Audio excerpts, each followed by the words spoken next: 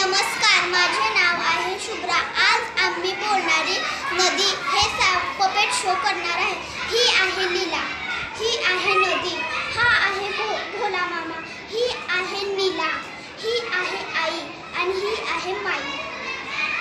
एक होती मुलगी, तिचे नाव लीला, होती ती चौथीत अन भारी खोडकर।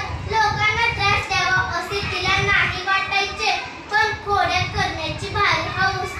स्वतःच्या मनात येईल ते करायची, इच्छा असावी त्यासाठी मजेशीर युक्त्या सोचवायची। तिचे घर होते गावाच्या एका टोकाला, तिच्या घराच्या मागील वावरात बाजूस थोडे चालल्यास नदी लागायची।